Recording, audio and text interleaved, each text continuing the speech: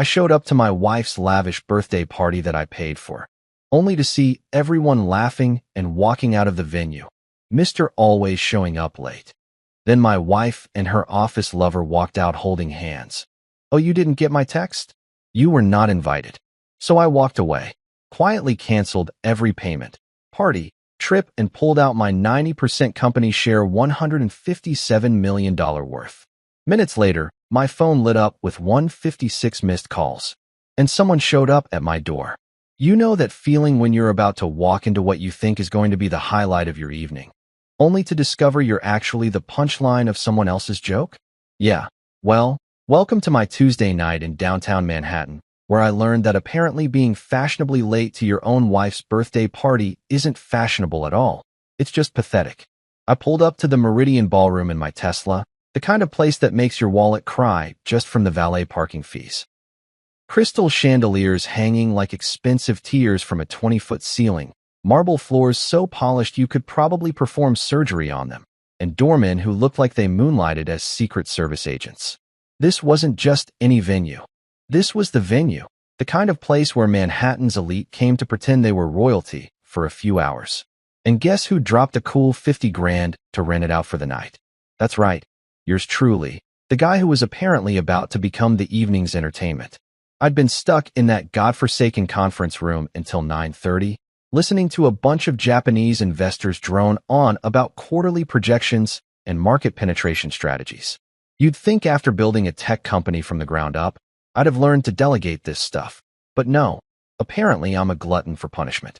I kept checking my watch, knowing Clara's party started at 8, but these guys flew in from Tokyo specifically for this meeting. What was I supposed to do? Tell them to reschedule, because my wife wanted to blow out some candles. So there I was, hustling down Fifth Avenue in my best Tom Ford suit, clutching a Tiffany box with Clara's birthday present inside, a vintage Cartier necklace that cost more than most people's cars. I was already rehearsing my apology speech. You know the drill. Sorry, babe, work ran late. But I'm here now and ready to celebrate the most amazing woman in Manhattan. Classic husband damage control. But as I approached the ballroom's entrance, something felt off. People were streaming out of the building like they were fleeing a fire drill, except they were all laughing and chatting like they'd just had the time of their lives. I checked my phone. It was barely 10 o'clock. What kind of birthday party ends at 10 on a Tuesday? Clara's crowd usually partied until the cleaning crew started giving them dirty looks. That's when I heard it. Well, look who finally decided to grace us with his presence.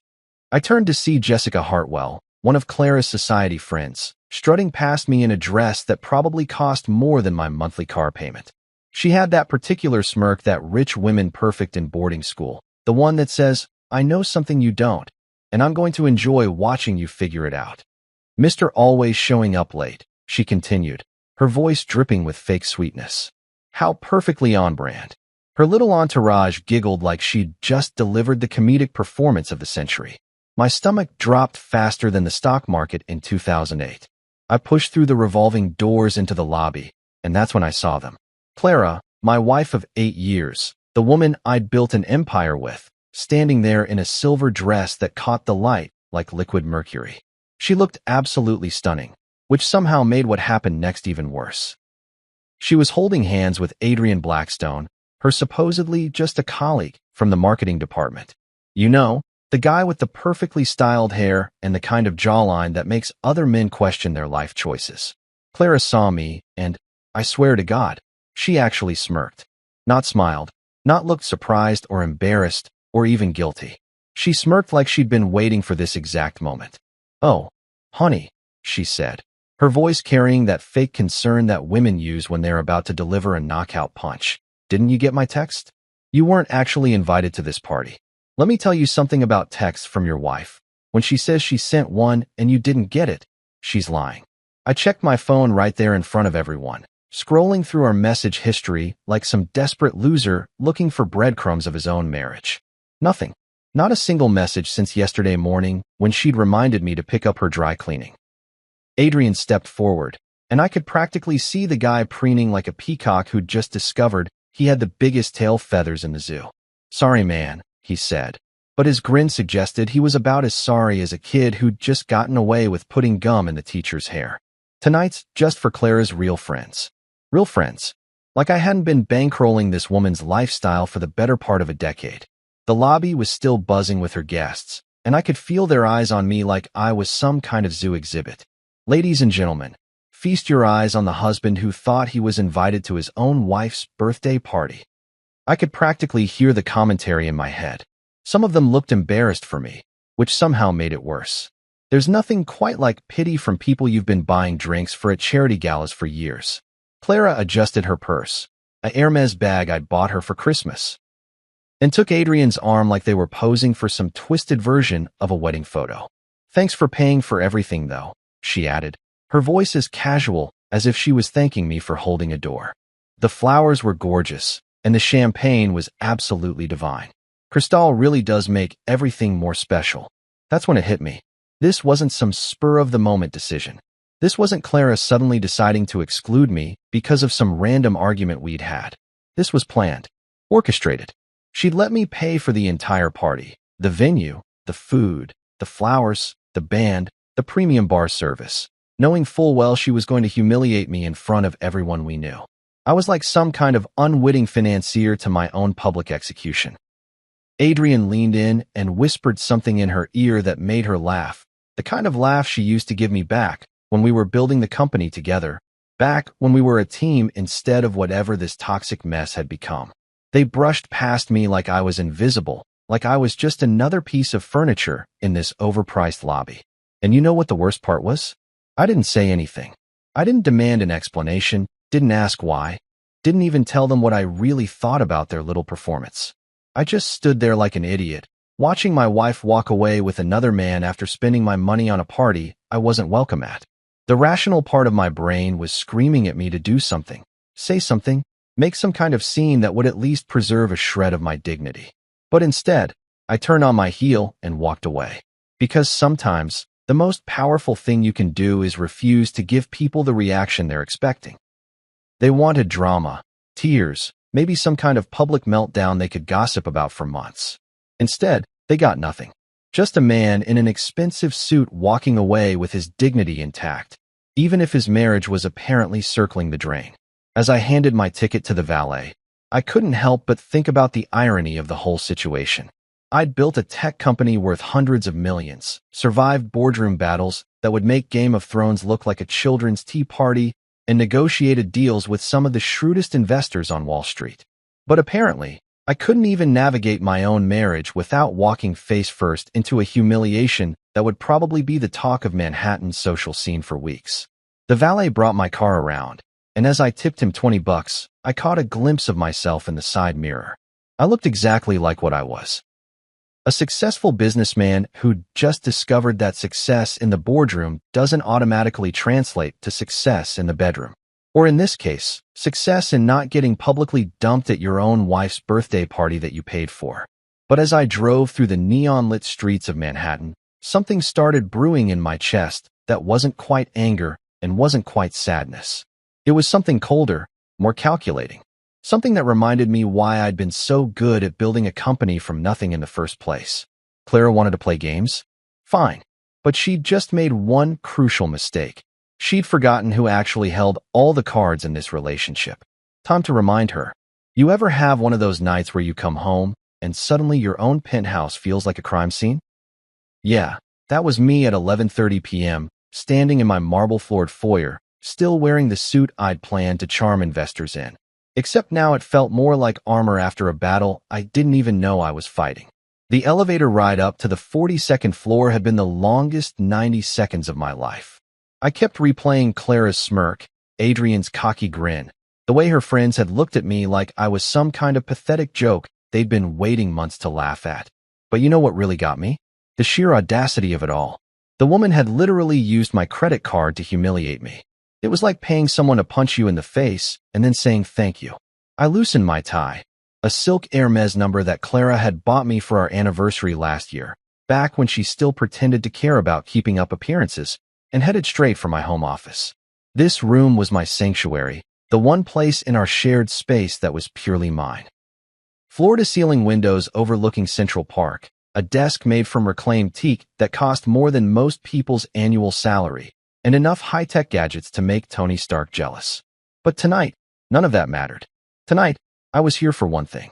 I opened the bottom drawer of my desk, the one with the biometric lock that only recognized my fingerprint, and pulled out a black leather folder. Not just any folder. This baby was thick as a phone book and labeled in gold embossing. Primary assets.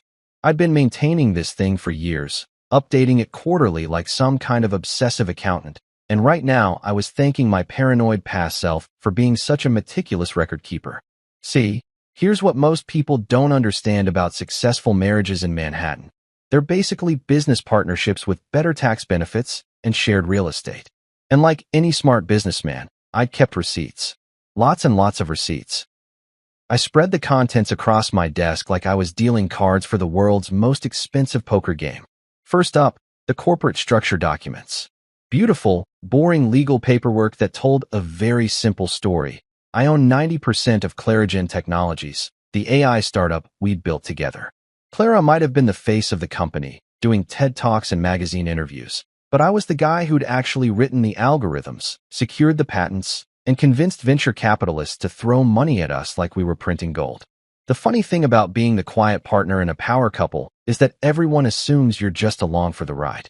Clara had done such a good job playing the brilliant CEO role that half of Manhattan probably thought I was some kind of trophy husband.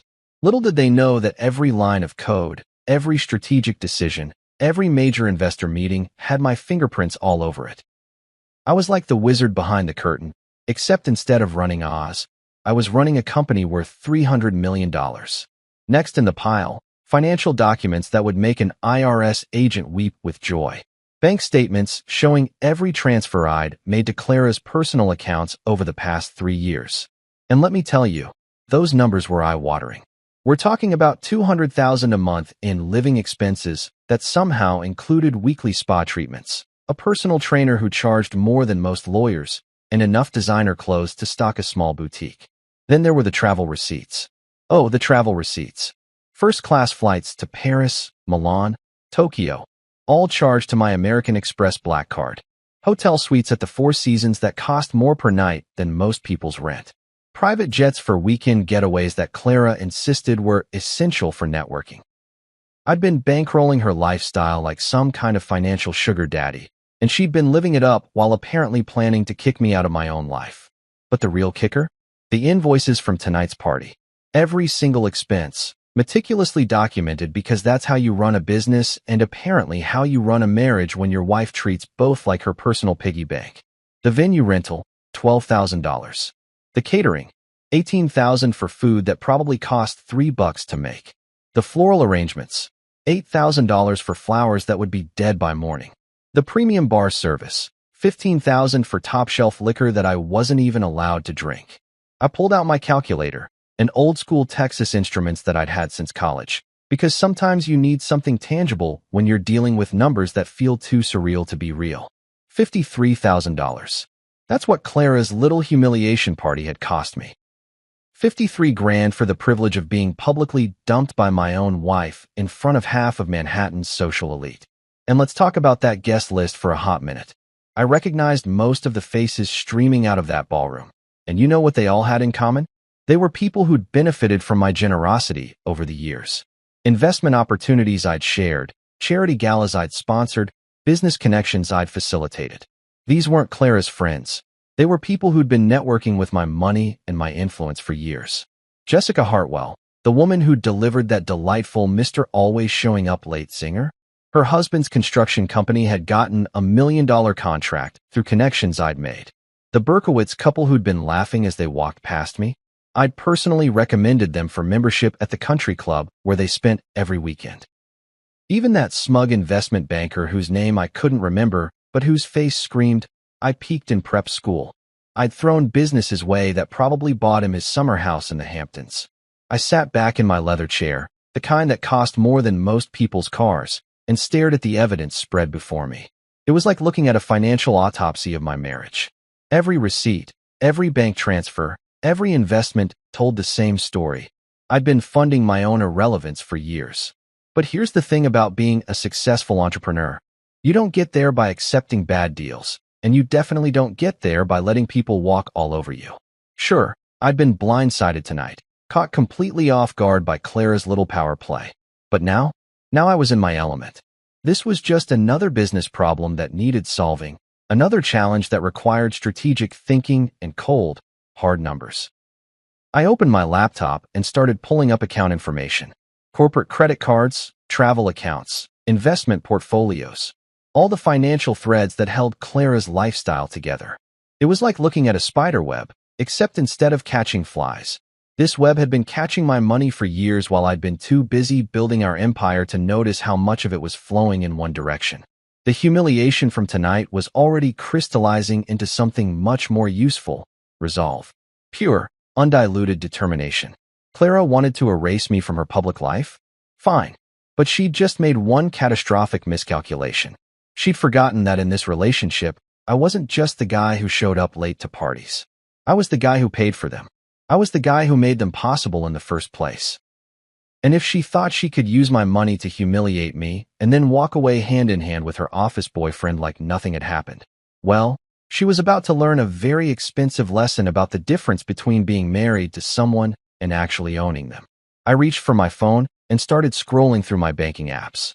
Time to see just how much Clara's newfound independence was really worth without my financial backing. Spoiler alert, it wasn't going to be nearly as much as she thought. The folder sat open on my desk like a roadmap to revenge, and for the first time since walking into that ballroom, I started to smile. Not a happy smile. This was something colder, more calculated. This was the smile of a man who'd just realized he'd been playing checkers while everyone else thought they were playing chess. Game on, Clara. Game on. So here's the thing about having a photographic memory for passwords and account numbers. It comes in real handy when you're planning to systematically dismantle someone's entire financial universe at midnight on a Tuesday. I cracked my knuckles like some kind of digital hitman and fired up my laptop. Time for Clara to learn that actions have consequences, and consequences have price tags. First stop, Wanderlust Premium Travel Services, the concierge company that handled all of Clara's business trips. And by business trips, I mean romantic getaways disguised as professional development opportunities. I logged into the corporate account using credentials I'd memorized years ago when I was still naive enough to think transparency was a two-way street in our marriage. There it was, sitting in the pending reservations folder like a neon sign advertising my wife's infidelity. A 2-week trip to the Maldives, scheduled for next month. The Four Seasons private island, no less. Ocean villa with infinity pool, private butler service, couple spa treatments, and a price tag that would make a Saudi prince think twice. $120,000 for what the booking notes described as a romantic celebration getaway for two. The guest names? Clara Henderson Blackstone and Adrian Blackstone. Apparently, they'd already started hyphenating their names like some kind of twisted power couple. How thoughtful of them to plan their honeymoon on my dime while I was busy actually working for a living. I clicked cancel reservation with the same satisfaction most people get from popping bubble wrap. The system asked if I was sure I wanted to forfeit the 50% deposit. Oh, I was sure. I was so sure I could probably teach a masterclass in certainty. Watching that confirmation screen flash, reservation successfully canceled, was better than winning the lottery. Actually, it was better than winning the lottery because I was about to save $120,000 instead of just making money. But why stop there? I was just getting warmed up. Next target, the birthday party invoices. You'd think that after getting publicly humiliated at an event I'd paid for, the vendors would have at least had the decency to wait a few days before trying to cash their checks. But no, capitalism waits for no one's emotional recovery. I had 3 pending payments sitting in my business account, just waiting to be processed. Prestige catering services, $18,000 for food that I'd watched other people eat while being told I wasn't invited to consume it. Sterling floral design, $8,000 for arrangements that had probably already been thrown in the trash. Meridian Ballroom, $12,000 for the privilege of renting a space where my wife could publicly destroy me. Click, click, click. Stop payment on all 3.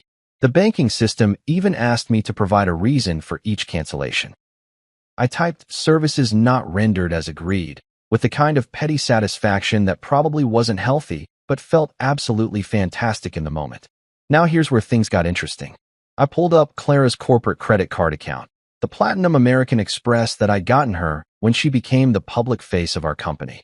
This wasn't just any credit card. This was the kind of plastic that opened doors, got you into exclusive restaurants without reservations, and basically served as a golden ticket to the lifestyle Clara had become accustomed to. The transaction history read like a diary of denial. Bergdorf Goodman, for $1,000 last Tuesday. Apparently, finding the perfect outfit for publicly dumping your husband requires premium shopping. Lou Bernardine, $800 for dinner for two last Friday. Guess who wasn't the plus one for that romantic evening? A jewelry store in Soho, $12,000 for something called promise rings. I nearly choked on my coffee. Promise rings. For her and Adrian. Bought with my money. I called the credit card company's Platinum customer service line, the one that connects you directly to a human being who actually speaks English and doesn't make you navigate through 17 different menu options.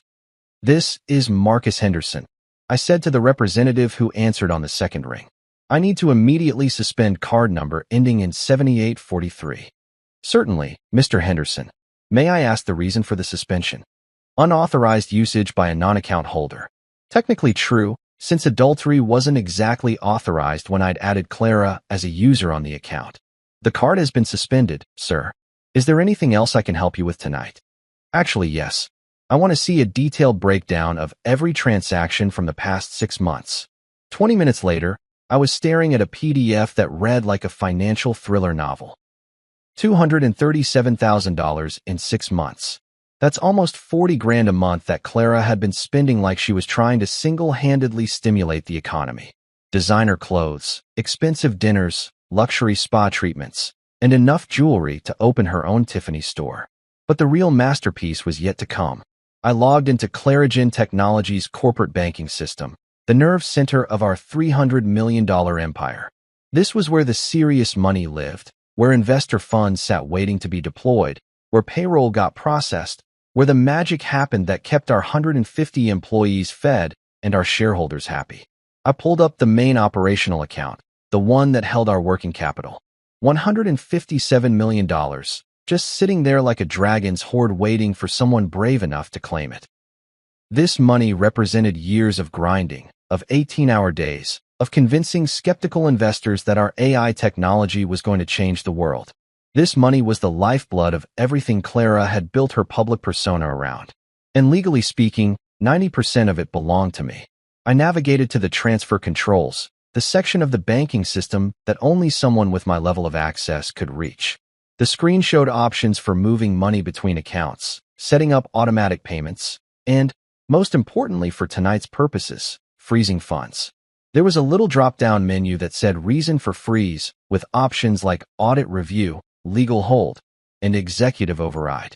I selected executive override because, well, I was the chief executive and I was definitely overriding some things tonight. The system asked me to confirm the amount I wanted to freeze. I typed in $157 million, and for a moment, I just stared at those numbers on the screen. This wasn't just money, this was power. This was the ability to make or break not just Clara's lifestyle, but the livelihoods of everyone who worked for us. This was the nuclear option in corporate warfare. But you know what? Clara had fired the first shot when she decided to humiliate me in front of everyone we knew. She'd chosen to treat our marriage like a hostile takeover. So now she was going to learn what a real hostile takeover looked like. I clicked Confirm Freeze. The screen went blank for about 3 seconds, 3 seconds that felt like 3 hours, and then a message appeared. Funding pool locked. Access restricted to primary account holder only.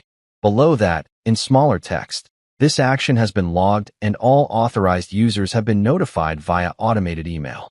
The click of that mouse felt better than any revenge speech I could have given at the party. It felt better than screaming, better than throwing things, better than any dramatic confrontation Clara had probably been expecting. This was clean, professional, and absolutely devastating. I leaned back in my chair and imagined the chaos that was about to unfold. Clara's phone would be buzzing with notifications about failed payment processing. The company's CFO would be getting automated alerts about frozen accounts. Our investors would start asking very pointed questions about why their money had suddenly become inaccessible. The payroll department would panic when they tried to process tomorrow's automatic deposits and got error messages instead. And the best part? It was all perfectly legal. I wasn't stealing anything, wasn't breaking any laws, wasn't even technically breaching any contracts. I was simply exercising my rights as the majority shareholder and primary account holder. If Clara wanted to run the company without me, she was welcome to try. But she'd be doing it without my money. I poured myself 3 fingers of Macallan 25, the good stuff that I kept in my office for closing big deals, and raised the glass in a toast to my empty penthouse. Here's to learning the difference between being married to someone and actually owning them, I said out loud. Because sometimes you need to hear your own voice to believe what you're doing is real. My phone started buzzing almost immediately.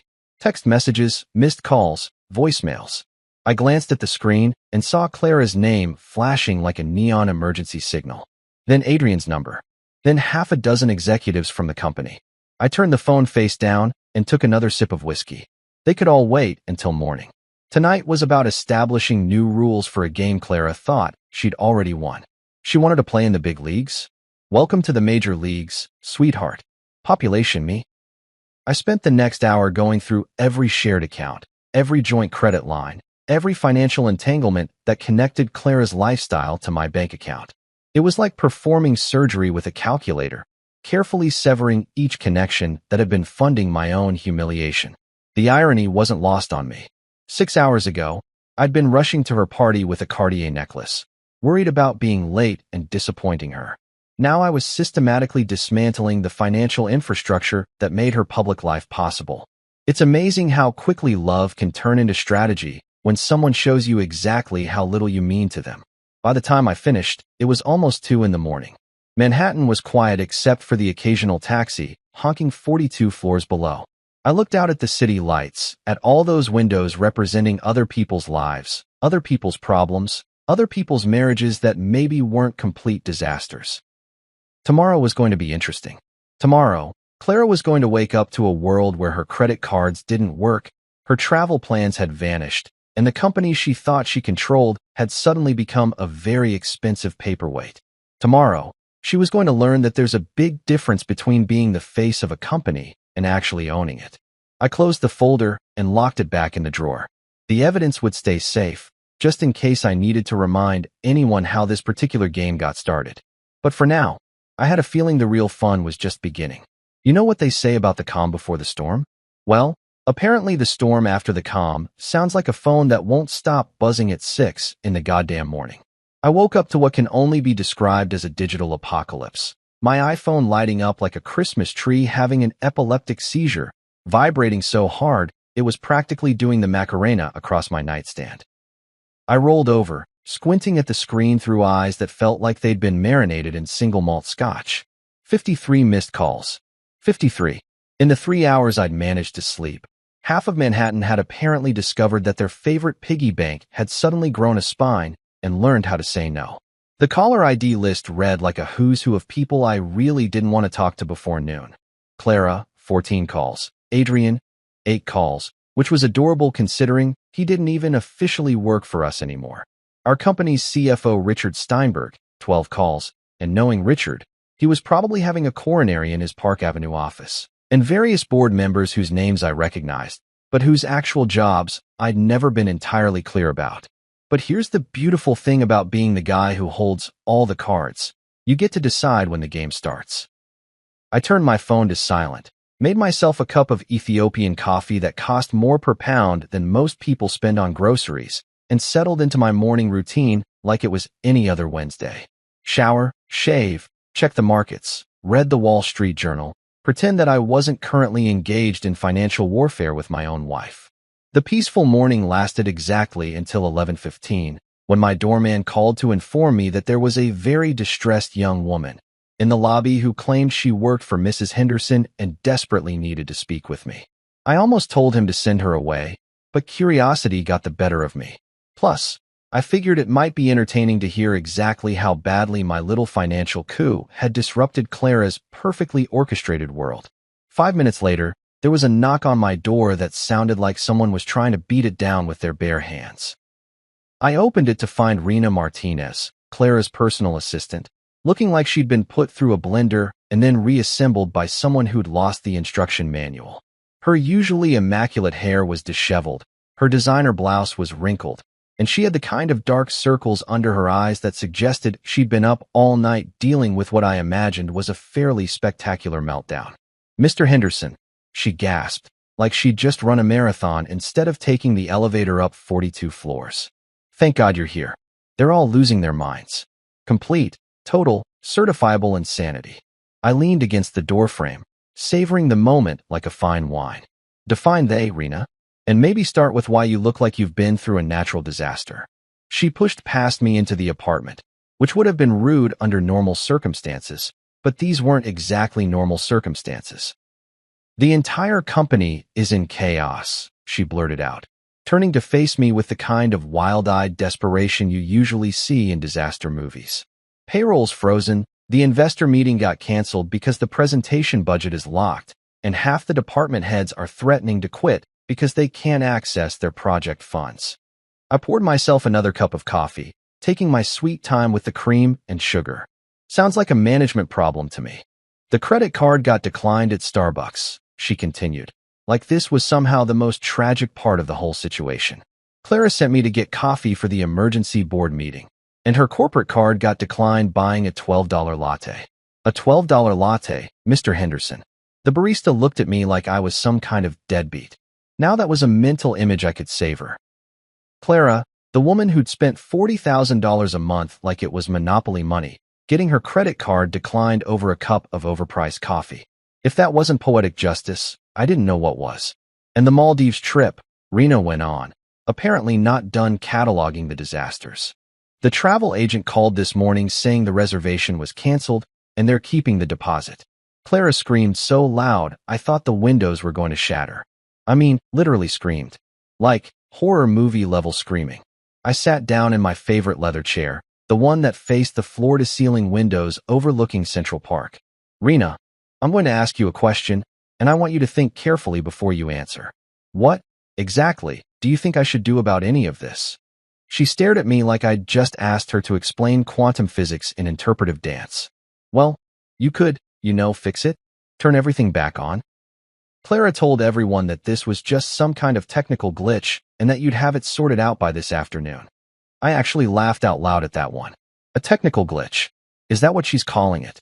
"She said you two had a little spat, but that you'd never actually hurt the company over something personal." Rena's voice was getting smaller, like she was starting to realize that maybe Clara's confidence had been wildly misplaced. "She told the board that married couples fight all the time and that you'd come to your senses once you cooled down." "Come to my senses," I repeated slowly, tasting each word like it was a particularly bitter medicine. "Interesting perspective. Tell me, Rena, were you at the party last night?" She nodded, looking increasingly uncomfortable. "Yes, sir. It was a beautiful event. The flowers were gorgeous, and the champagne was amazing, and did you happen to notice that I wasn't there?" Her face went through about 15 different expressions in the span of 3 seconds, finally settling on something that looked like she'd just realized she was standing in a minefield. I thought maybe you were running late from work." "I wasn't running late, Rena. I was uninvited. To a party that I paid for. By my wife, who spent the evening holding hands with her boyfriend. Do you see where I'm going with this?" The color drained from her face faster than water down a sink. Oh shit. "Oh, Mr. Henderson, I'm so sorry. I didn't realize that Clara had publicly humiliated me using my own money." "Yeah, most people didn't realize that. Funny how that works." She stood there for a moment, apparently trying to process the fact that this wasn't just some random marital squabble that would blow over by dinner time. This was full-scale nuclear warfare, and Clara had just discovered that she'd brought a water gun to a missile fight. What will it take?" she finally asked, her voice barely above a whisper. "To fix this, I mean. To get everything back to normal." I set down my coffee cup and really looked at her for the first time since she'd arrived. Rena was a good kid, 26, fresh out of Columbia Business School, sharp as a tack, and unfortunately caught in the crossfire of a marriage that had just exploded in spectacular fashion. None of this was her fault, but she was about to become collateral damage in Clara's war against reality. Normal, I said, standing up and walking to the window. Rena, sweetheart, there is no normal anymore. Normal died last night when your boss decided to treat me like hired help at my own expense. But surely there's something. Oh, there's definitely something, I interrupted, turning back to face her. But it's not going to be what Clara wants to hear. See, your boss made a fundamental miscalculation. She thought she could humiliate me and then just carry on with business as usual. She thought I'd be so desperate to avoid a public divorce scandal that I'd quietly accept being turned into Manhattan's most expensive cuckold. Rena winced at the word cuckold, but I was just getting started. The problem is, Clara forgot something crucial in all her planning. She forgot that I'm not just her husband. I'm not just the guy who pays for her lifestyle. I'm the guy who built the empire she's been playing queen of. And empires belong to the people who build them, not the people who pose for pictures in front of them. I walked over to my desk and pulled out a piece of paper, expensive letterhead that I'd had printed years ago but never actually used. I'm going to write down exactly what it's going to take to resolve this situation. And you're going to deliver it to Clara personally. Not email, not text, not carrier pigeon. You're going to hand it to her and watch her read every single word. What kind of terms? Rena asked, though she looked like she really didn't want to know the answer. The kind that are going to teach your boss the difference between being married to someone and actually owning them, I said, picking up my fountain pen. The kind that are going to remind her that actions have consequences, and consequences have price tags. I started writing, and with each word, I could practically feel the balance of power shifting back to where it belonged. Clara wanted to play games? Fine, but she'd just learned that some games have rules, and some rules have teeth. You have 24 hours. I told Rena as I folded the paper and slid it into an envelope. Not 24 hours and 1 minute. Not whenever Clara gets around to it. 24 hours exactly, or everything I froze last night becomes permanent. Rena took the envelope like it was a live grenade, which, in a way, it was. And if she doesn't agree? I smiled, but it wasn't a particularly friendly smile. Then she's going to discover that building a tech empire is a lot harder than inheriting one. And that Manhattan society parties are a lot less fun when you can't afford to throw them. She left without another word, clutching that envelope like it contained the nuclear launch codes. Which, in a sense, it did. I watched her go, then poured myself a celebratory scotch even though it wasn't even noon yet. The storm was just getting started, and I was finally enjoying the weather. You know what's funny about revenge? Most people think it's this hot, passionate thing. All screaming and dramatic confrontations, and throwing expensive objects at walls. But real revenge, the kind that actually works, is cold as a winter morning in Alaska and twice as calculating. Real revenge is sitting down with a cup of premium coffee and a legal pad, methodically crafting the kind of document that's going to make your cheating wife's life very, very complicated. I spent the better part of 3 hours that afternoon in my home office, drafting what I like to think of as Clara's new reality check. The apartment was dead quiet except for the scratch of my fountain pen on paper and the occasional siren from the street below, background music for the systematic dismantling of someone's entire world. See, here's what Clara hadn't figured out yet. I wasn't some scorned husband having an emotional breakdown. I was a businessman who'd just discovered that his biggest investment had gone bad, and now it was time to cut losses and restructure the deal. This wasn't about hurt feelings or wounded pride anymore. This was about demonstrating to everyone involved exactly who held the real power in this relationship. The document I was crafting wasn't just a list of demands. It was a masterclass in corporate warfare disguised as a marital agreement. Every clause was designed to systematically strip away the illusions Clara had been living under while ensuring that I came out of this mess not just intact, but stronger than before. Term number 1 was simple and devastating. Clara resigns as CEO of Clarigen Technologies, effective immediately. No transition period, no graceful handoff, no saving face in front of the board. Just pack up your motivational posters and your overpriced ergonomic chair and get the hell out of the executive suite that I'd basically bought and paid for. The beautiful irony was that she'd built her entire public persona around being this brilliant tech CEO, but without my money and my algorithms backing her up, she was about as qualified to run a tech company as I was to perform brain surgery. I could already picture the board meeting where she'd have to announce this little development. All those investors who'd been charmed by her TED Talks and magazine interviews were about to discover that the Empress had no clothes, and more importantly, no actual technical skills or business acumen to speak of.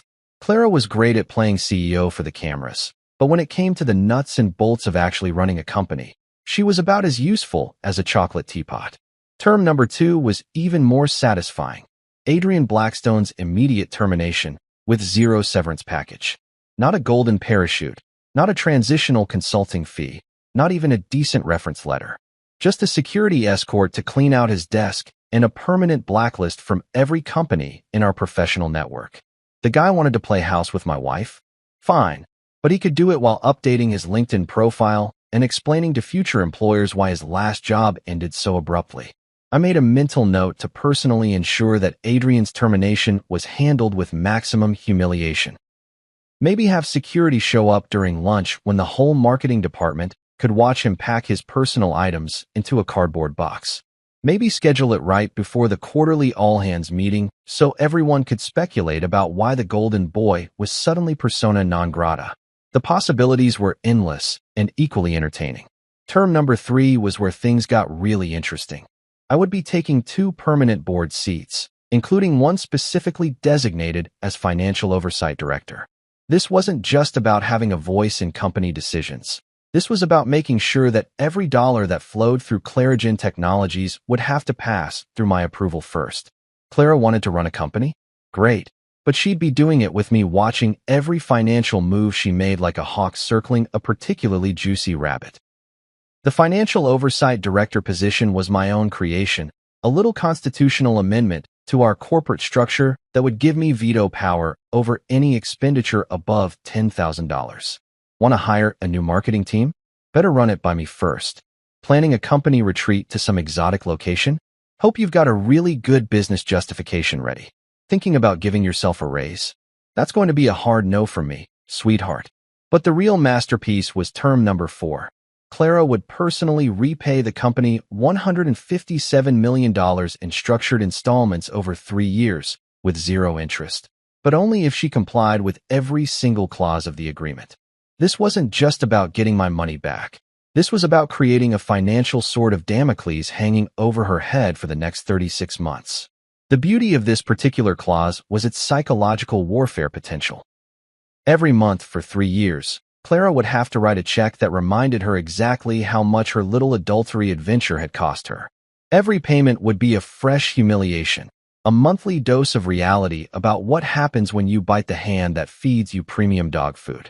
And if she violated any part of the agreement, if she badmouthed me in public, if she tried to undermine my authority, if she so much as gave me a dirty look during a board meeting, the entire $157 million would become immediately due in full.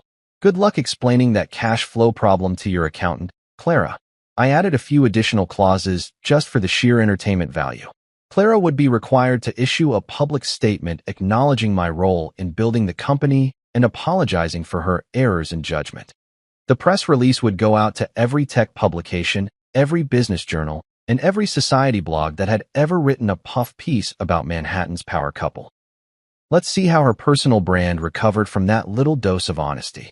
She'd also be banned from using the company jet for personal travel, stripped of her corporate credit cards, and required to seek written approval for any media appearances or speaking engagements.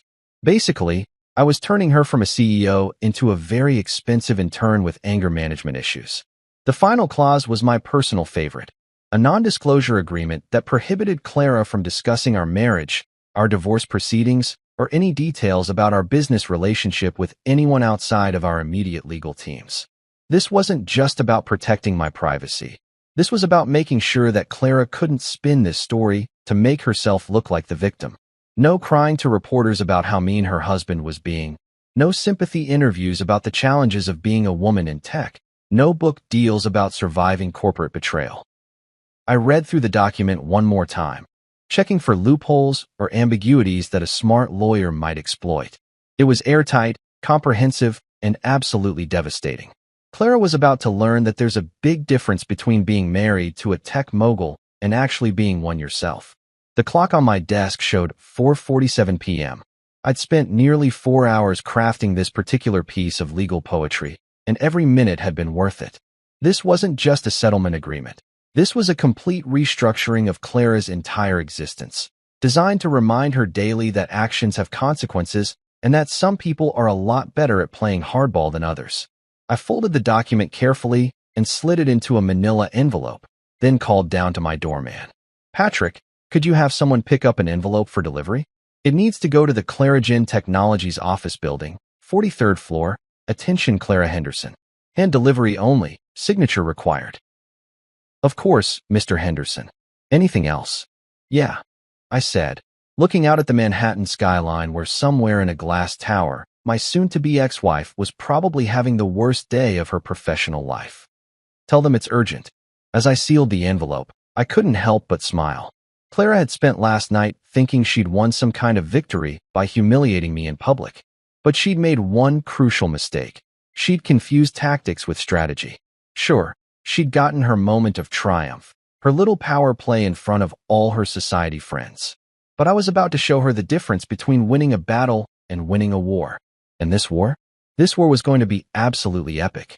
You know that moment when you're enjoying a perfectly good evening of watching your enemies squirm from a distance, and then reality decides to come knocking on your door? Literally knocking, in this case, at exactly 11:03 p.m. on what had otherwise been a spectacularly satisfying Thursday night. I'd spent the evening doing what any reasonable person would do after delivering a corporate death sentence to his cheating wife, drinking expensive scotch and reading the Wall Street Journal like nothing had happened. My phone had been buzzing all day with increasingly frantic calls from various board members, investors, and what I assumed were Clara's flying monkeys, but I'd maintained radio silence like a submarine captain in enemy waters. The beauty of having the nuclear codes to your own company is that everyone else can panic while you sit back and enjoy the show. I'd been imagining Clara's day, trying to explain to increasingly skeptical investors why the company's operational funds had suddenly become inaccessible, fielding calls from vendors whose payments had bounced, and probably downing enough Xanax to tranquilize a rhinoceros. So when that knock came, not the polite tap of a neighbor or the professional rap of a doorman, but the desperate, urgent pounding of someone who'd reached the end of their rope, I knew exactly who it was before I even looked through the peephole. Clara stood in my hallway looking like she'd been put through an industrial washing machine and hung out to dry on a highway. Her usually perfect hair was disheveled in a way that screamed, expensive salon visit gone horribly wrong. Her makeup was smudged like she'd been crying for hours, and she was wearing what looked suspiciously like the same clothes from yesterday. The woman who'd never been seen in public without looking like she'd stepped off the cover of Forbes was standing at my door, looking like a refugee from her own life.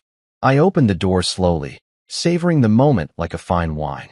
Well, look who decided to pay me a visit. Did you lose your way to Adrian's place? Or is he not taking your calls anymore? Her shoulders sagged like someone had let all the air out of her. Please, Marcus. Can I come in? We need to talk. Do we? Because last time I checked, I wasn't invited to conversations about our relationship. Something about not being invited to things that concern me. I leaned against the doorframe, making it clear that entry to my sanctuary wasn't going to be automatic. But sure, come on in. Mi casa es su casa. Or should I say, mi casa es mi casa, since apparently we're not sharing things anymore. She walked past me into the apartment, and I could practically smell the desperation coming off her in waves. This wasn't the confident, radiant woman who'd been holding hands with her boyfriend 48 hours ago. This was someone who'd spent the day discovering that the real world was a lot less forgiving than the carefully curated bubble she'd been living in. I didn't think you'd actually do this, she said, turning to face me with the kind of expression you usually see on people who've just realized they've been playing Russian roulette with a fully loaded gun. I mean, I knew you were upset about the party, but I didn't think you'd actually shut down the entire company. Upset, I repeated slowly, like I was tasting a foreign word. Upset is when someone cuts you off in traffic, Clara. Upset is when your favorite restaurant runs out of the good wine. What I am is disappointed.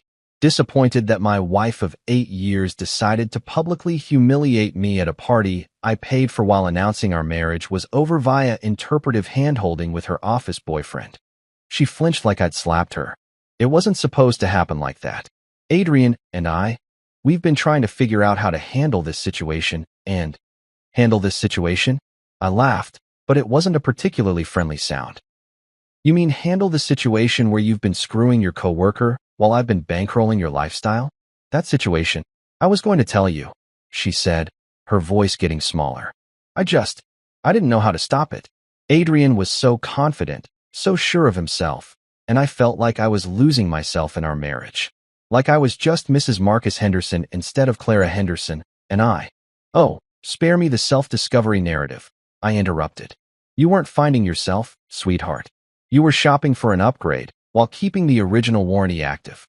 The only problem is you forgot to read the fine print on that warranty. She moved to the living room and sank onto my couch like she owned the place, which was rich considering she'd spent the last 2 days acting like I was a stranger. I admit I handled things badly. The party was a mistake. I should have talked to you privately first. A mistake, I said, following her into the room but remaining standing. Like accidentally ordering the wrong wine at dinner. Clara, you planned an entire evening around erasing me from your life while using my credit card to pay for it. That's not a mistake. That's performance art. She looked up at me with those big brown eyes that had once made me forget my own name, but now just reminded me of how stupid I'd been for the past few months. I was afraid, she whispered. Afraid that if I defended you in front of my friends, they'd think I was weak, that I couldn't stand on my own 2 feet. So instead you decided to prove you could stand on your own 2 feet by cutting off the legs that were holding you up, I said. Brilliant strategy. Really shows that MBA from Wharton was money well spent. Marcus, please. She stood up and took a step toward me, and for a moment I could see the woman I'd fallen in love with all those years ago. Before the society parties and the magazine interviews and the slow transformation into someone I barely recognized. I know I screwed up. I know I hurt you. And I know I made everything worse by handling it the way I did. But we can fix this. We can work it out. Fix this.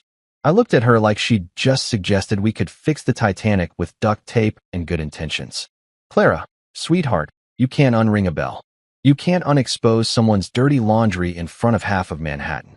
And you definitely can't unfuck your coworker. She winced again, but pressed on. I'll end things with Adrian. I'll make a public statement apologizing for everything. I'll do whatever it takes to make this right. Whatever it takes, I repeated. That's interesting, because I actually have a very specific list of what it's going to take. Rena delivered it to you earlier today. Tell me, what did you think of my terms? Her face went through about 17 different expressions before settling on something that looked like she'd just bitten into a lemon filled with broken glass. Those terms they're completely unreasonable. You're asking me to give up everything I've worked for. Everything you've worked for, I said, walking to the window and looking out at the city lights. You mean everything I've worked for while you've been playing CEO for the cameras? There's a difference, Clara. A pretty significant difference. The company was our joint effort.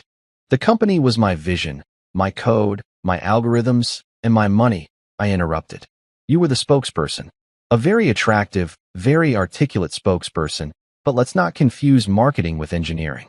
She was quiet for a long moment, and I could practically hear the gears turning in her head as she tried to figure out some angle, some way to spin this situation back in her favor. Finally, she said, what about a compromise? We could restructure the terms, make them more equitable. I turned back to face her, and I must have been smiling because she took an involuntary step backward. Equitable. You want to talk about equitable after you spent the last 6 months fucking another man on my dime? After you publicly humiliated me in front of everyone we know? After you tried to erase me from our company's origin story? I never tried to. Clara, I've seen the press interviews. I've read the magazine articles where you talk about your vision for the company and how you built something from nothing. Funny how my name rarely comes up in those stories. She had the decency to look ashamed, but it was too little, too late. I was trying to establish my own credibility in the industry. You have to understand, being married to the guy who actually built the technology made people assume I was just along for the ride. So instead of proving them wrong, you decided to pretend I didn't exist, I said. Real power move there, sweetheart. I'll sign your agreement, she said suddenly, her voice barely above a whisper. Whatever you want. I'll resign from the CEO position. I'll pay back the money. I'll make the public statement.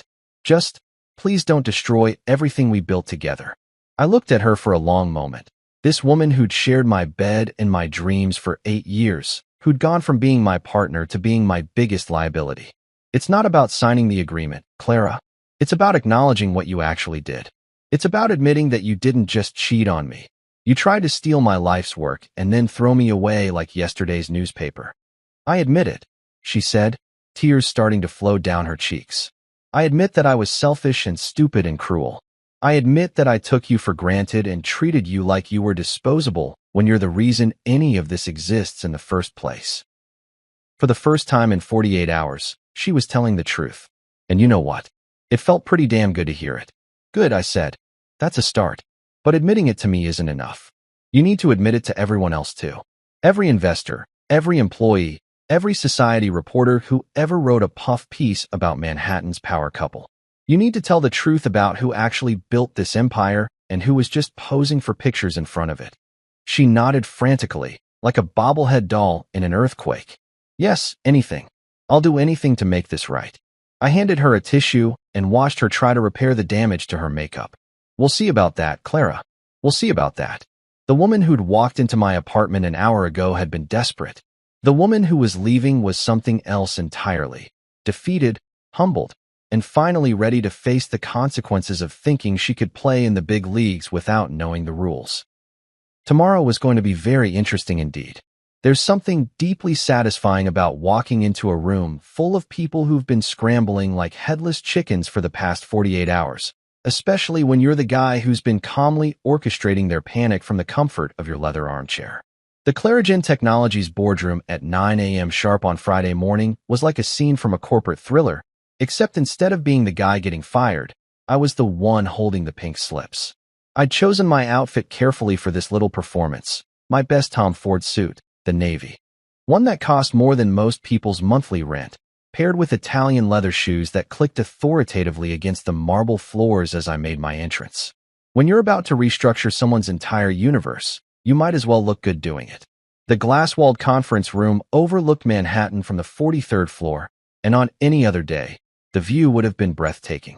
Today, though, all eyes were focused on the long mahogany table where our company's future was about to be decided. The irony wasn't lost on me that this was the same room where Clara had been holding court for months, playing queen of the tech world, while I'd been content to stay in the background pulling the actual strings. Clara was already seated at the far end of the table, looking like she'd aged about 5 years since her midnight visit to my apartment. Her usually immaculate appearance had been replaced by something that screamed damage control. Conservative business attire, minimal makeup, and the kind of haunted expression you see on politicians who've just been caught with their hands in the cookie jar. She wouldn't meet my eyes, which was probably smart, considering what was about to happen to her career. The rest of the board was a collection of nervous energy and barely contained panic. Richard Steinberg, our CFO, looked like he'd been mainlining espresso and antacids for the past 2 days. Jennifer Walsh from Investor Relations kept checking her phone like she was expecting news that the apocalypse had been officially scheduled. Even Marcus Chun, our usually unflappable legal counsel, had the expression of a man who'd just realized he was about to witness either a miracle or a massacre. But the most notable absence was Adrian Blackstone, who was conspicuously not sitting in his usual spot 3 seats down from Clara. Apparently, someone had finally clued him in that showing up to a board meeting when you're about to be terminated might not be the smartest career move. I made a mental note to ask security for the footage of his desk cleaning ceremony. I had a feeling it would make excellent entertainment for future boring evenings. I took my seat at the head of the table, the spot that had technically been mine all along but that I'd rarely bothered to occupy. Funny how quickly things change when you stop being polite and start being real about who actually owns what. "Good morning, everyone," I said, setting my leather portfolio on the table with just enough force to make everyone jump slightly. "I assume you're all wondering why I called this meeting." Richard cleared his throat nervously. "Marcus, we really need to discuss the funding freeze. The payroll department is having a meltdown, and we've got 3 major vendors threatening to suspend services if—" "Richard," I interrupted, holding up one hand. "Before we discuss operational concerns, I think we need to address some fundamental issues about company leadership and accountability." I opened my portfolio and pulled out the agreement I'd spent Wednesday afternoon crafting, along with a second document that I'd prepared specifically for this moment. As you're all aware, there have been some irregularities in how this company has been managed recently. Issues of transparency, fiscal responsibility, and professional conduct that need immediate attention. Clara shifted in her seat like she was sitting on hot coals, but she still didn't look up. Smart woman. Eye contact at this point would have been like staring directly into the sun. Effective immediately, I continued. There will be some changes to our executive structure. First, Clara Henderson will be resigning from her position as Chief Executive Officer, effective today. The silence that followed was so complete you could have heard a pin drop in the next building. Jennifer Walsh's mouth actually fell open, and Richard looked like he'd just been told that gravity was optional. Even Marcus Chun, who'd probably seen every kind of corporate drama imaginable, seemed stunned by the matter-of-fact way I'd just detonated Clara's career. Additionally, I went on, savoring every word like fine wine. Adrian Blackstone's employment with Clarigen Technologies has been terminated, effective immediately, with no severance package. His access to company systems, facilities, and resources has been revoked, and security has been notified to escort him from the premises should he attempt to return. That got some actual gasps from around the table. Apparently, everyone had suspected something was going on between Clara and Adrian, but nobody had expected it to result in such swift and decisive consequences. Welcome to the real world, kids, where actions have consequences and consequences have price tags. Clara finally looked up, and the expression on her face was equal parts resignation and relief. She'd probably been dreading this moment since I'd handed her that agreement. But now that it was actually happening, she seemed almost grateful to have it over with. I want to make something very clear to everyone in this room, I said, standing up and walking to the floor-to-ceiling windows that overlooked the city. This company was built on my vision, my technology, and my financial backing. For the past several months, there seems to have been some confusion about these basic facts. I turned back to face the table, making eye contact with each board member in turn. Let me clear up that confusion right now. I am the majority shareholder, I am the primary patent holder, and I am the person who has been funding this operation from day one. Anyone who has a problem with that reality is welcome to submit their resignation along with Clara's. Richard raised his hand tentatively, like a student asking permission to use the bathroom. What about the investor meetings? The client presentations? Clara's been the face of the company Clara has been a very effective spokesperson, I acknowledged. But there's a significant difference between being the face of something and actually building it. Moving forward, this company will be run by the people who actually understand the technology, the people who actually created the algorithms, and the people who actually own the intellectual property. I walked back to my seat and pulled out a second document. Which brings me to the new organizational structure. I will be assuming the role of Chief Executive Officer, effective immediately.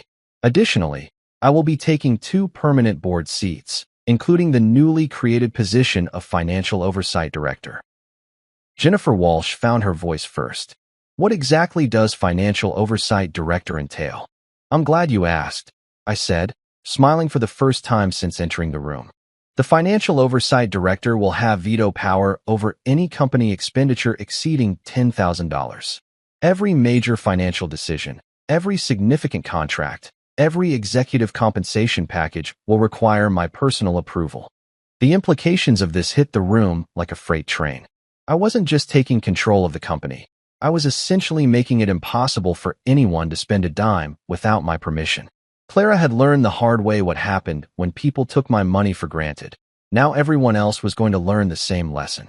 Furthermore, I continued, Clara will be personally repaying the company $157 million in structured installments over the next 3 years. The repayment schedule and terms are outlined in the agreement she'll be signing today. Marcus Chin finally spoke up. Marcus, I have to ask, is this legal? Can you actually enforce these kinds of terms? I smiled again, and this time it was definitely predatory. Marcus, I own 90% of this company. I can enforce any terms I want, as long as they're within the bounds of corporate law. And I can assure you, everything in these documents has been carefully reviewed by some very expensive attorneys. Clara stood up slowly, like she was moving underwater. I'll sign whatever you need me to sign, she said, her voice barely above a whisper. I want to apologize to everyone here. Marcus built this company, and I lost sight of that. I let personal issues cloud my professional judgment, and I take full responsibility for the consequences. It was probably the most honest thing she'd said in months, and you could see the shock on everyone's faces. The Clara they'd known, confident, assertive, sometimes borderline arrogant, had been replaced by someone who actually understood the magnitude of what she'd lost. I slid the agreement across the table to her. Sign on page 7, initial pages 3, 5, and 9. She signed without even reading it, which was probably smart, considering the document contained some additional clauses I hadn't bothered to mention yet. Things like non-compete agreements, media restrictions, and a particularly creative clause about public statements that would keep her from badmouthing me for the next 5 years. As Clara's pen finished the final signature, I felt something I hadn't experienced in years, complete and total control over my own life. For months, I'd been watching from the sidelines as my wife built a public persona around my work while planning to replace me with a younger model. Now, finally, the natural order had been restored. Excellent, I said, collecting the signed documents. Jennifer, please prepare a press release announcing the leadership transition. Richard, the funding freeze will be lifted as soon as these organizational changes are officially filed. Marcus, I'll need you to update all the corporate documents to reflect the new structure. I stood up and straightened my tie. Oh, and one more thing. Clara's office will need to be cleared out by end of business today. I'll be moving into the executive suite on Monday morning. As I walked toward the door, I turned back for one final moment. Welcome to the new Clarigen Technologies, everyone. I think you're going to find it's a much more efficiently run operation. The silence behind me was deafening, but I could practically feel the respect in the room. For the first time in months, nobody was looking at me like Clara's husband who happened to know some code. They were looking at me like the guy who built a $300 million empire and wasn't afraid to take it back when someone tried to steal it. The revolution was complete, and it felt absolutely fantastic. You know what's funny about revenge? Everyone thinks it's the end game, the final boss battle where you vanquish your enemies and then ride off into the sunset feeling all satisfied and complete. But here's the thing nobody tells you about revenge. It's actually just the appetizer. The real main course is what you do with your life after you've finished destroying the people who tried to destroy you. 2 weeks after the boardroom revolution that had basically nuked Clara's entire professional existence, I was sitting in my Tesla outside a converted warehouse in Brooklyn, staring at a hand-painted sign that read Bright Layer AI, innovating tomorrow, today. The slogan was cheesy as hell, but there was something refreshingly honest about a startup that didn't try to hide behind corporate speak and million-dollar marketing budgets. This wasn't some random visit. I'd been tracking Bright Layer for months, ever since their founder had pitched to Clara and gotten shot down faster than a paper airplane in a hurricane. See, about 6 months ago, this young developer named Lila Chun had waltzed into our conference room with a revolutionary idea for adaptive AI learning systems, the kind of technology that could genuinely change how machines process information, not just make existing systems marginally more efficient. Clara had dismissed the whole thing in about 15 minutes. Too niche, she'd said, waving her hand like she was swatting away an annoying fly. The market isn't ready for that level of complexity. We need to focus on commercial applications that can scale immediately. Translation: she didn't understand the technology well enough to see its potential, so she decided it was garbage. I, on the other hand, had been quietly following Lila's progress ever since. While Clara was busy playing CEO and planning her exit strategy with Adrian, I'd been watching this kid basically revolutionize artificial intelligence from a warehouse in Brooklyn with nothing but determination, brilliant code, and what appeared to be an unlimited supply of energy drinks. The building itself looked like every other startup workspace in Brooklyn: exposed brick walls, industrial lighting, and the kind of deliberately casual aesthetic that screamed, "We're too cool for traditional office space." But as I walked through the front door, I could immediately tell this wasn't just another tech bro operation trying to disrupt the breakfast industry or create an app for raiding your neighbor's lawn. The main workspace was buzzing with the kind of focused energy you only see when people are working on something they actually believe in. About a dozen developers were scattered around high-end workstations, and the walls were covered with whiteboards full of algorithms that made my engineers' hearts sing. These weren't people playing startup. These were people building the future. Lila spotted me before I'd made it 3 steps into the workspace. She was exactly what you'd expect from a 26-year-old MIT grad who decided to revolutionize AI instead of taking a safe job at Google. Jeans, sneakers, and a hoodie that probably cost less than Clara spent on lunch, but with the kind of sharp, intelligent eyes that told you she could probably code circles around half of Silicon Valley. Marcus Henderson, she said, walking over with a grin that was equal parts excited and nervous. I have to admit, when your assistant called and said you wanted to visit, I thought it was some kind of prank. Aren't you supposed to be running Clarigen Technologies? Things change, I said, looking around at the workspace with genuine appreciation. Sometimes they change pretty dramatically. Mind giving me the grand tour? For the next hour, Lila walked me through Bright Layer's technology stack, and I have to say, it was like being a kid in the world's smartest candy store. What she'd built wasn't just innovative, it was the kind of breakthrough that comes along maybe once in a decade. Her adaptive learning algorithms could process and integrate new information in ways that made existing AI systems look like pocket calculators. The best part? She'd done it all with a shoestring budget and a team of developers who were working for equity and the promise of changing the world. No corporate bureaucracy, no marketing department dictating technical decisions, no executives who thought machine learning was something that happened at the gym. The problem we keep running into, Lila explained as we stood in front of a wall-sized monitor displaying real-time performance metrics, is funding. We've got the technology, we've got the team, but trying to scale without serious capital is like trying to build a rocket ship with a bicycle budget. How much are we talking about? I asked, though I was pretty sure I already knew the answer. For proper scaling? To build out the infrastructure, hire the additional talent we need, and really push this technology to market. She paused, probably trying to figure out if she was about to scare away her first real investor. We're looking at about $12 million for the next 18 months. $12 million. Clara had probably spent more than that on her wardrobe over the past 3 years. I'd watched her drop 20 grand on a single dinner party without blinking. But here was someone asking for enough money to potentially revolutionize artificial intelligence, and she was nervous about whether it was too much. Tell me something, Lila, I said, leaning against one of the workstations. When you pitched to Clarigen 6 months ago, what did you think of the rejection? Her face went through about 6 different expressions before settling on diplomatic frustration. Honestly, I thought it was short-sighted. The technology speaks for itself, but I got the impression that the decision-makers were more interested in safe, incremental improvements than genuine innovation. The decision-makers, I repeated. You mean Clara?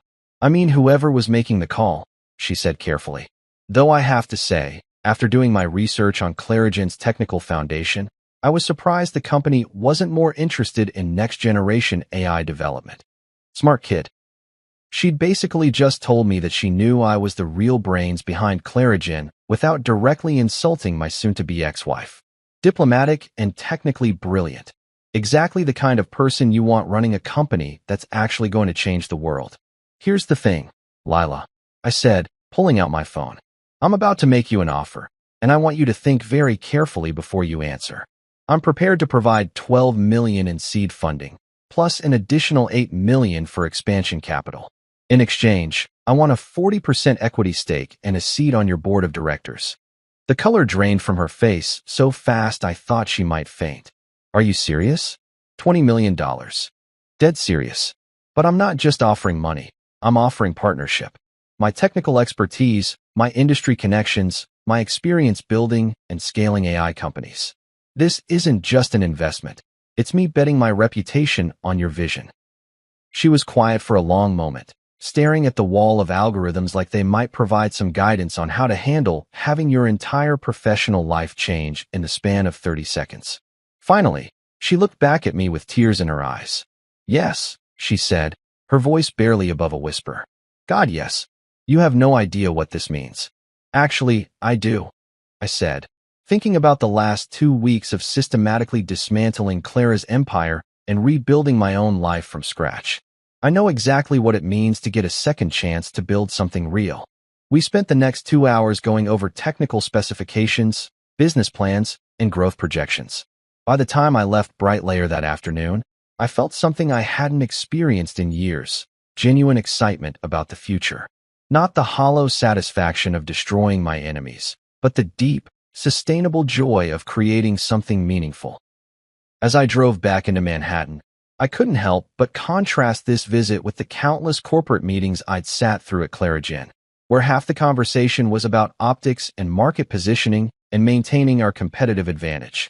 At Brightlayer, the only thing anyone cared about was building technology that could actually make the world better. Clara had spent months trying to erase me from our company's origin story, painting herself as the visionary founder while I played the role of supportive tech husband. But sitting in that Brooklyn warehouse, watching Lila's team work on algorithms that could revolutionize how machines think, I realized something important. I didn't need to be part of someone else's story anymore. I was ready to write my own. The funny thing about having your life blown up by your cheating wife is that it forces you to figure out who you really are when you strip away all the external validation and social expectations. For 8 years, I'd been Marcus Henderson, husband of tech CEO Clara Henderson. For the past 2 weeks, I'd been Marcus Henderson, the guy who'd spectacularly destroyed his wife's career and taken back his company. But driving through Brooklyn that afternoon, I realized I was ready to be something else entirely. Marcus Henderson, the guy who found the next generation of technological innovators and helped them change the world. It beat the hell out of being known as the guy whose wife screwed him over at his own birthday party. The quiet satisfaction I felt wasn't about revenge anymore. It was about possibility. About building something new instead of just tearing down something old. About finding people who shared my vision of what technology could accomplish when it wasn't filtered through corporate bureaucracy and personal agendas. Clara could keep her society parties and her magazine interviews and her carefully curated public persona. I had something better. The chance to work with people who cared more about changing the world than looking good while they did it. And honestly, that felt like the best revenge of all. You know what's better than revenge? Watching your ex-wife publicly admit that she's been taking credit for your life's work while simultaneously apologizing for treating you like a financial ATM with a wedding ring. And you know what's even better than that? Getting to approve the exact wording of that apology like you're editing a particularly satisfying piece of corporate fiction. It was a crisp Tuesday morning in November when Clara and I met at Cafe Luna, one of those overpriced Manhattan coffee shops where investment bankers go to feel cultured and society wives gather to plan charity galas that are really just excuses to show off their latest Hermes bags. I'd chosen the location specifically because it was public enough that Clara couldn't make a scene, but private enough that we could have a real conversation without half of Manhattan's social elite pretending not to eavesdrop. Clara was already waiting when I arrived, sitting at a corner table and staring at her laptop screen like it contained the nuclear launch codes. She looked different. Gone was the perfectly styled hair and the designer outfit that screamed, "I'm too important to check price tags." Instead, she was wearing jeans and a simple sweater, minimal makeup, and the kind of resigned expression you see on people who finally accepted that their 15 minutes of fame are officially over. "Morning, Clara," I said, sliding into the seat across from her. "Working on anything interesting?" She looked up, and for a split second, I saw a flash of the woman I'd fallen in love with 8 years ago. Before the magazine covers and the TED Talks and the slow transformation into someone I barely recognized. "The public statement," she said quietly. "I've been working on it for 3 days, and I can't get it right." I ordered a double espresso from the hovering waitress. When you're about to review your ex-wife's public mea culpa, you need serious caffeine, and leaned back in my chair. "Let's see what you've got." She turned the laptop toward me, and I have to admit, I was curious to see how Clara was going to spin 8 years of taking credit for my work into something that resembled an actual apology. The draft on her screen was, well, it was pure Clara. Lots of flowery language about shared visions and collaborative partnerships and mutual respect, but very light on the actual facts.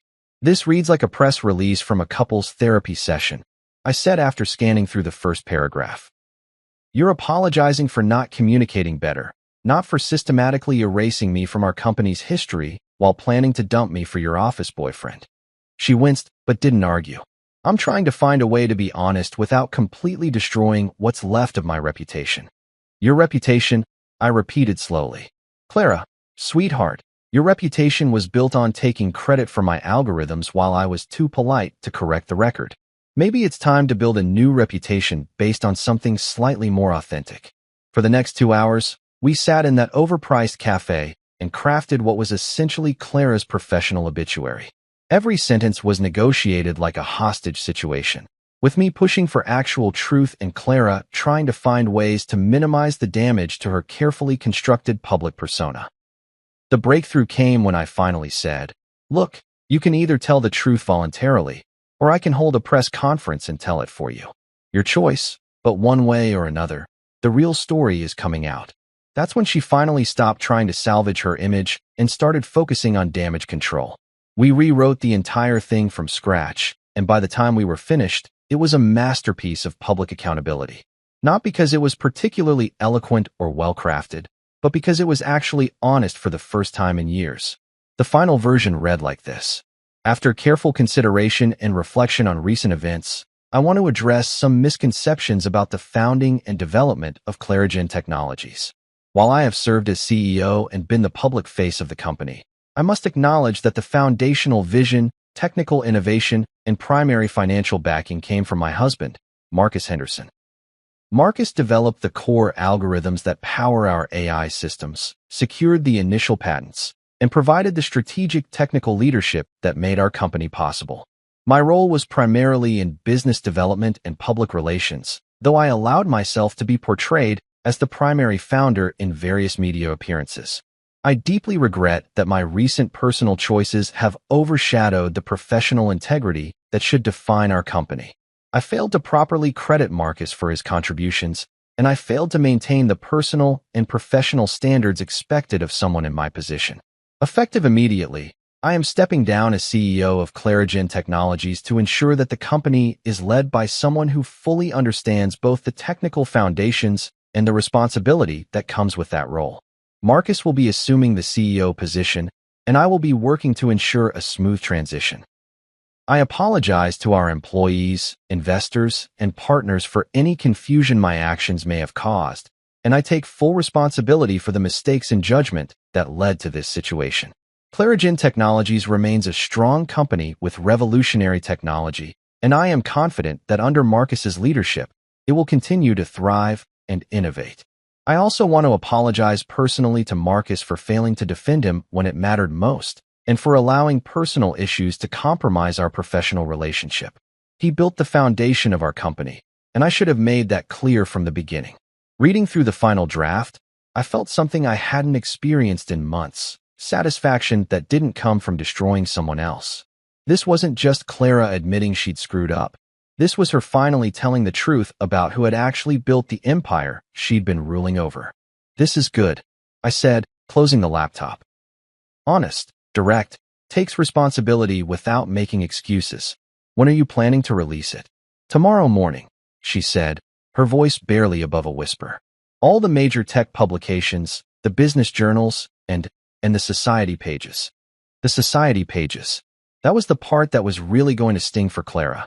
Having her professional reputation take a hit was one thing, but having all her Manhattan social circle read about how she'd been taking credit for her husband's work while cheating on him, that was going to hurt in ways that quarterly earnings reports never could. You know this is going to change everything, right? I said. Your speaking engagements, your board positions, your whole public persona. People are going to remember this. She nodded, looking like someone who'd just realized they were about to jump out of an airplane without checking if their parachute was properly packed. I know, but it's time. I've been living a lie for so long that I'd forgotten what the truth even looked like.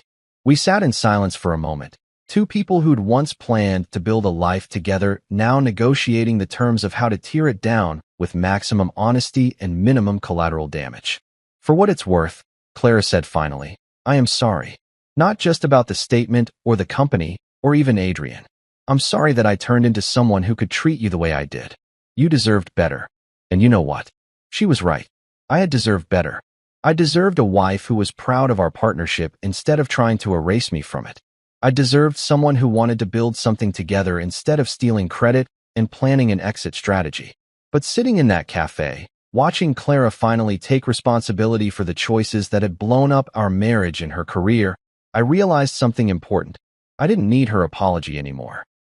I didn't need her acknowledgement or her regret or her admission that she'd been wrong. What I needed was exactly what I was getting: the truth, told publicly, by the person who'd been lying about it for years. The statement went live at 8 a.m. the next morning, simultaneously posted to Clara's LinkedIn, Twitter, and Medium accounts, and sent as a press release to every major tech publication. By 9 a.m., my phone was ringing nonstop with reporters wanting to confirm the details, investors asking about the leadership transition, and industry analysts trying to figure out what this meant for Clarigen's future. But the best call came at 10:15 a.m. from Lila at Brightlayer. "Holy shit, Marcus," she said, and I could hear the excitement in her voice. "Did you see the TechCrunch article? They're calling you the silent genius behind one of the decade's most innovative AI companies. This is huge for the industry. Finally, people are going to know who really built that technology." And that's when it hit me. This wasn't just about Clara admitting her mistakes or salvaging what was left of our professional relationship. This was about setting the record straight for everyone who'd ever wondered how someone with Clara's background had supposedly revolutionized artificial intelligence overnight. The truth was finally out there, and it felt better than any revenge I could have imagined. The industry chatter was immediate and brutal.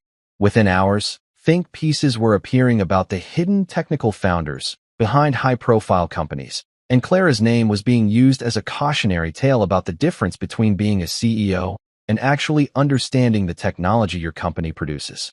It was exactly what she deserved and exactly what I needed. Not vindication for my wounded pride, but recognition for the work I'd been doing all along. Sometimes the best revenge isn't destroying your enemies. It's simply making sure everyone knows the truth about who they really are. You know what nobody tells you about winning? It's not nearly as satisfying as you think it's going to be. Don't get me wrong. Watching Clara's carefully constructed empire crumble while I reclaimed everything that was rightfully mine had been spectacular. But after the dust settled and the lawyers finished dividing up our assets and the tech industry finished gossiping about Manhattan's most expensive divorce, I was left with something I hadn't experienced in years: the complete freedom to figure out who I actually wanted to be. 6 months after Clara's public statement had torpedoed what was left of her reputation, I was standing in the living room of my new apartment on the Upper West Side, looking out at a view that didn't require me to remember which furniture my cheating ex-wife had picked out. The place was smaller than the penthouse. Only 2 bedrooms instead of 4, no marble floors or crystal chandeliers or any of the other expensive crap that had been cluttering up my life for the past 8 years. But it had something the penthouse never had: sunlight. Actual, honest-to-God natural light streaming through windows that faced east toward the park, filling the space with warmth that no amount of designer lighting could replicate. It was the kind of simple pleasure you forget exists when you're busy trying to maintain a lifestyle that looks impressive on Instagram, but feels hollow as hell in real life. The apartment itself was a study in deliberate simplicity. Comfortable furniture that I'd actually chosen based on whether I liked sitting in it, not whether it would photograph well for Architectural Digest. Books on the shelves that I'd actually read, not coffee table volumes about art movements I'd never cared about. A kitchen where I could make coffee without wondering if the marble countertops were worth more than most people's cars.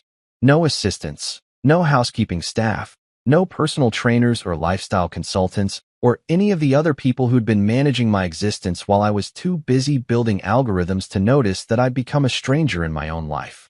Just space to think, space to breathe, and space to remember what it felt like to make decisions based on what I actually wanted instead of what would maintain the Henderson family brand.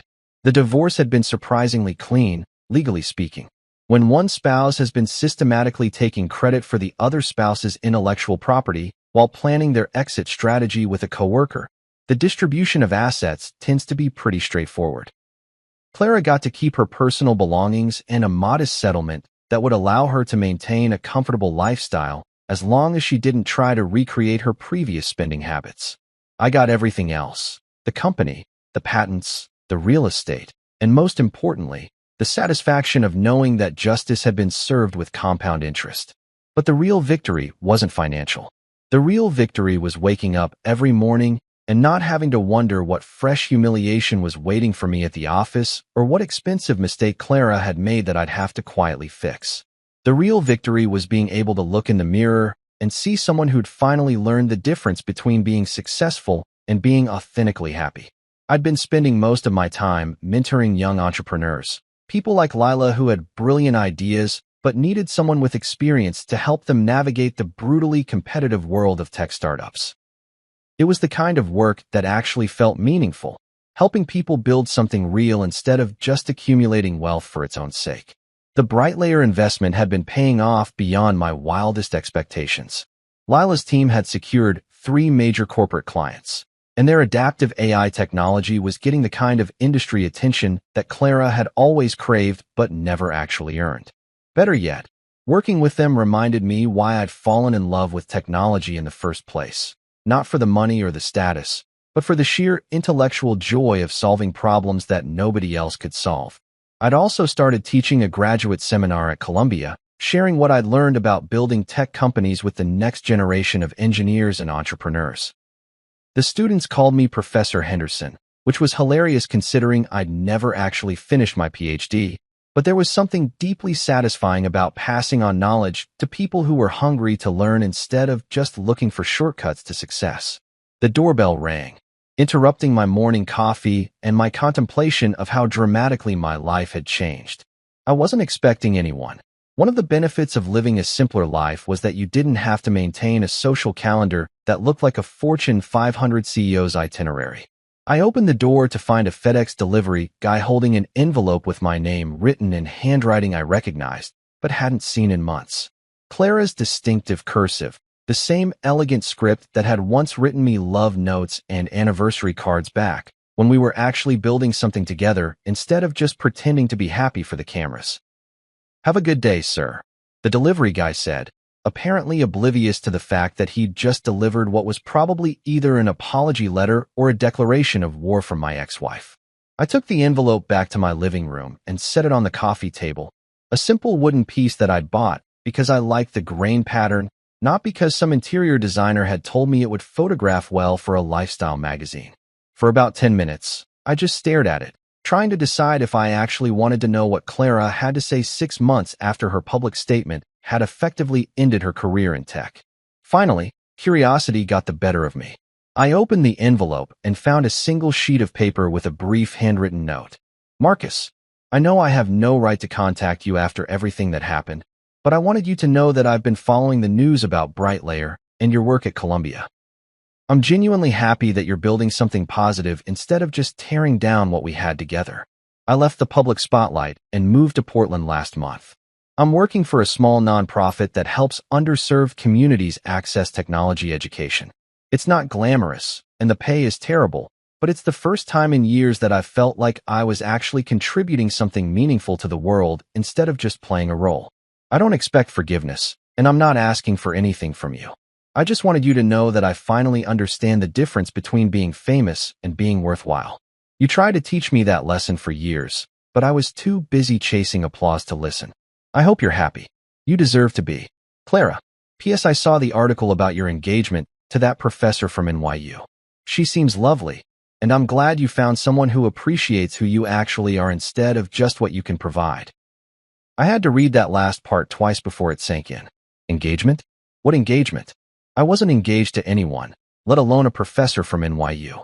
Then I remembered the faculty mixer I'd attended last month, where I'd spent most of the evening talking with Dr. Sarah Chun, a brilliant computer science professor who'd been asking thoughtful questions about my work with adaptive algorithms.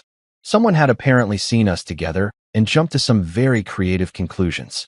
The idea of being engaged to someone I'd met exactly once was absurd, but it also made me realize something important. I was ready for that kind of connection again. Not the performative relationship I'd had with Clara, where everything was filtered through public perception and social media strategy, but something real and authentic with someone who valued substance over style. I folded Clara's letter and put it in my desk drawer, not because I wanted to keep it as some kind of memento, but because it felt like the proper ending to a chapter of my life that had taken way too long to close. She'd finally found her way to something resembling self-awareness, and while it was about 8 years too late to save our marriage, It was oddly comforting to know that she'd eventually figured out the difference between being important and being authentic. The afternoon sun was streaming through my windows, and I had a meeting with a promising startup founder in an hour, followed by dinner with colleagues who actually appreciated my sense of humor instead of just tolerating it. My calendar was full of things I'd chosen to do with people I genuinely liked, not obligations I had to fulfill to maintain some exhausting public persona. I looked around my sunlit apartment, at the books I'd chosen and the furniture I'd picked and the life I'd built for myself after burning down everything that had been suffocating me for years. No assistants, no staged photos, no carefully curated social media presence. Just space to think and work and become whoever I wanted to be without anyone else's approval or applause. For the first time in years, I felt something I'd almost forgotten was possible: complete contentment with my own choices. My worth wasn't tied to Clara's approval anymore, or to her world, or to anyone else's definition of success. I had something much better than revenge or vindication or public recognition. I had control over my own life, my own work, and my own dignity. And honestly, that was worth more than all the penthouse apartments and society parties and magazine covers in Manhattan. The war was over, and I'd won something better than victory. I'd won the freedom to finally be myself.